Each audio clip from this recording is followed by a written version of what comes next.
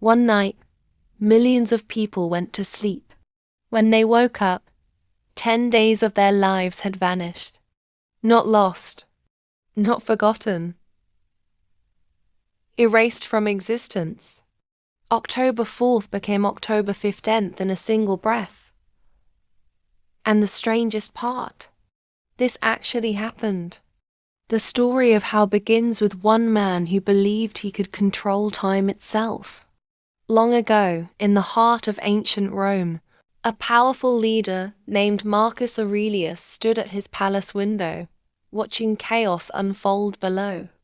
He commanded vast armies and endless territories, yet he faced one enemy he couldn't defeat: confusion.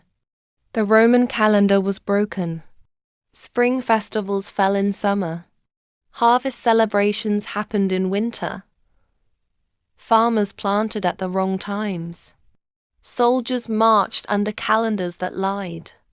The empire lived in fog. Marcus saw opportunity in this chaos. He understood something most never grasp. Whoever controls time controls everything. Time wasn't just counting days. It was power. It was order.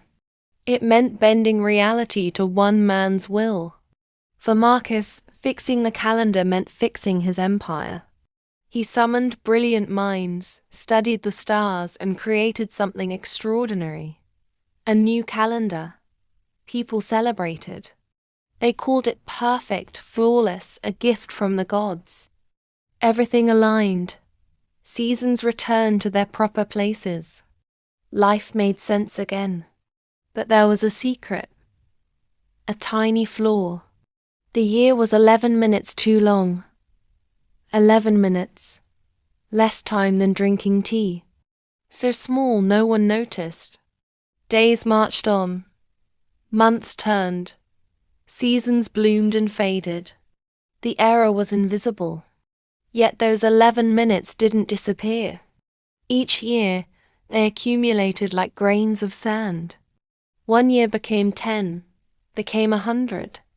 The calendar drifted from reality so gradually that no generation could see it. But time has patience humans lack.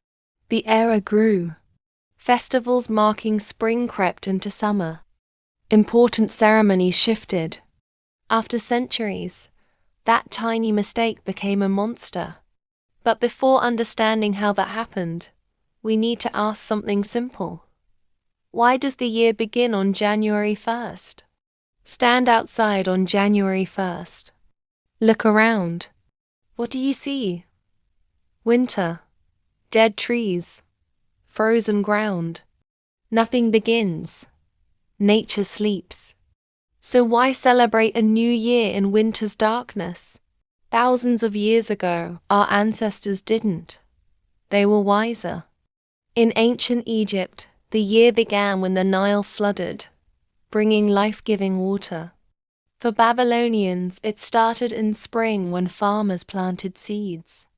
In China, people followed the moon and sun, celebrating when winter loosened its grip. These dates had meaning. They connected to Earth's rhythm. So what changed? The answer has nothing to do with nature. Everything to do with power. In ancient Rome, leaders realized time wasn't neutral. It was a weapon. Officials needed to take office earlier. They had wars to plan, taxes to collect. January 1st became the new year because it made political sense. It helped rulers control people. Time stopped being about nature. It became about authority. The man who made this permanent was Julius Marcellus.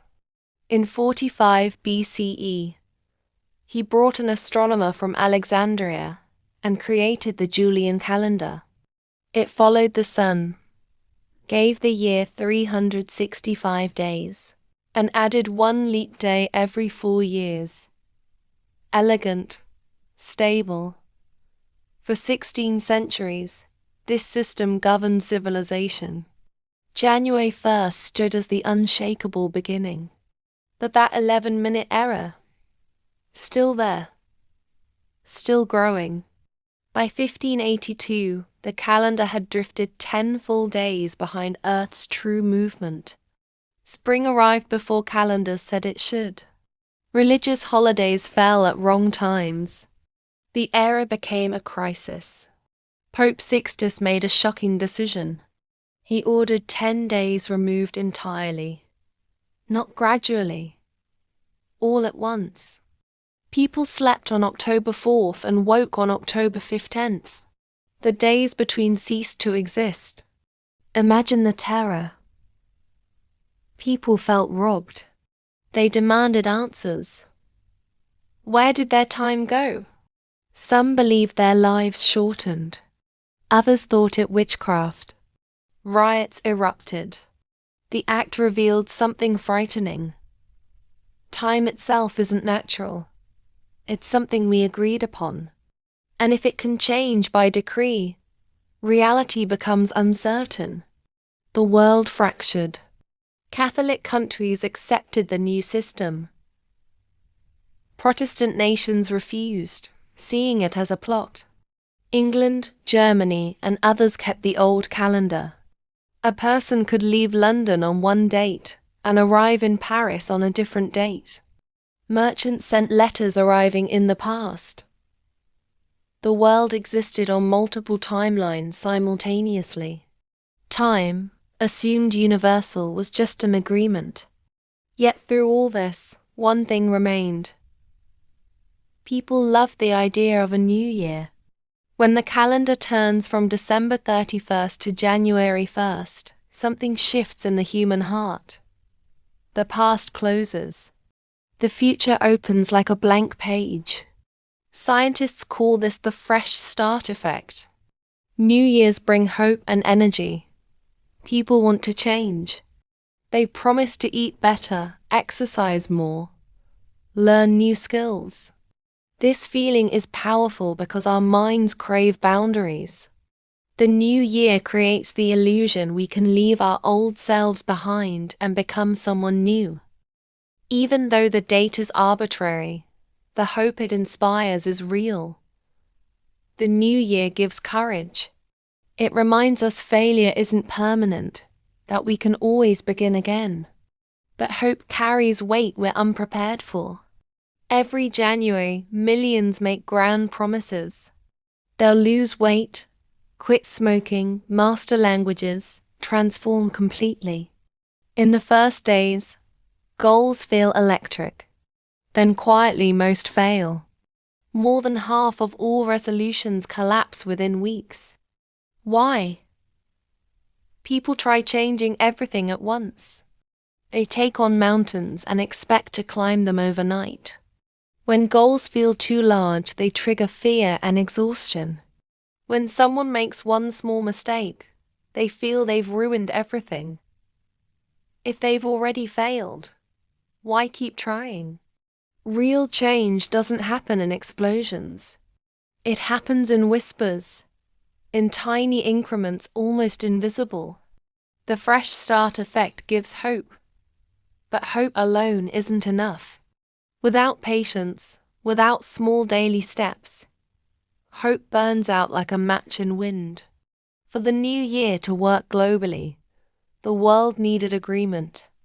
Centuries ago, each town followed the sun. Noon was when sun reached its highest point. This worked until trains appeared. Trains needed schedules. Nations created time zones. Large regions shared the same time. The world chose Greenwich, England, as the reference point. Today, atomic clocks keep time with breathtaking precision, losing only 1 second after millions of years. Because of shared systems, the new year became truly global. As midnight arrives in each zone, celebrations ripple across the planet like a wave. Tokyo, Mumbai, Moscow, London, New York. The world celebrates together. But not everyone feels joy. While some dance and shout, others sit alone feeling the weight of another year. Society places enormous pressure on this night. We're supposed to be happy. If we're not, something must be wrong with us. This makes pain worse. The new year also brings health risks. People drink too much, sleep too little. Heart attacks spike. For some, pressure to celebrate becomes dangerous. Learning English is surprisingly similar to time. Both move slowly. Both require patience. Many feel inspired at New Year's start. They decide to master English quickly. They plan to study for hours daily. Then exhaustion sets in. They quit. But learning English doesn't require giant leaps. It requires small steps. One day, one word. One sentence. That's enough. When you learn a little daily, English grows naturally. You might not notice improvement day to day, but over weeks and months, something changes. Words once foreign become familiar. Mistakes aren't failures, they're teachers. Think of English as a journey, not a race. You don't need to reach the destination today. You only need to keep walking. One story, one step, one day at a time. Throughout history, humans struggled to understand time. Time moves forward but never explains why. We created calendars to make sense of this mystery. The new year is one of the most powerful chapters. It's not nature's law. It's an invention. Yet the emotions it creates are real. The new year tells us we can start over. Our past doesn't define us completely. Even with terrible mistakes, we can try again. This story of renewal is essential. Life is difficult, full of pain and uncertainty. Time moves forward whether we're ready or not. The new year gives us a moment to pause, to breathe. It gives permission to believe change is possible. Even when people fail to keep promises, the story matters. Hope helps us continue. Without hope, life becomes unbearable. On New Year's Eve, a woman named Elena sits alone by her window. Outside, the city rests in unusual quiet. Scattered lights glow in the distance. People prepare to celebrate. But Elena is here, holding lukewarm tea, watching the clock tick forward. She's not sad or particularly happy. She exists in calm she's learned to accept. This year wasn't easy. She worked harder than ever, yet many things fell apart. Some days were good. Others were brutal. She made mistakes. She learned. She's still here. When midnight approaches, Elena doesn't write resolutions. She doesn't promise to become a different person. She knows big promises bring big disappointments. Instead, she thinks about small things. Wake 15 minutes earlier. Drink more water. Be kinder to herself when she stumbles. That's all. These aren't impressive goals, but they feel real. They feel possible. As midnight draws closer, fireworks explode in the distance. Elena watches with a soft smile. She doesn't clap or cheer. She simply breathes and lets the moment wash over her. For her, the new year isn't a race. It's a quiet step forward. Many feel they failed at the new year. They set massive goals and can't maintain them. But this doesn't mean they're broken.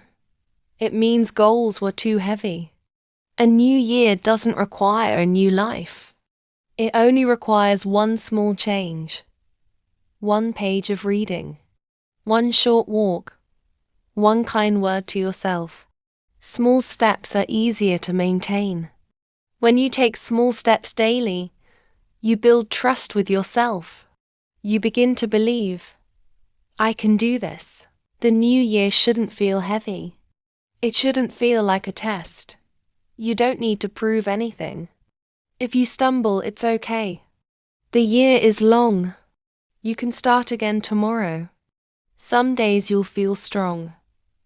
Other days tired. Both are normal. Progress doesn't move in straight lines. Don't be harsh with yourself. Be patient. Be kind. Keep going, especially when it's hard. Before you go, I want to ask something simple. What is one small thing you want to do this year? Not massive transformation, just one small step, one tiny change that feels possible.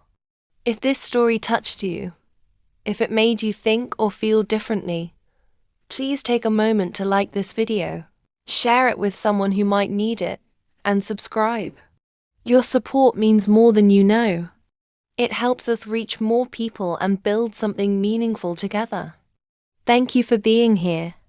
Thank you for listening. And thank you for taking this journey through time with me.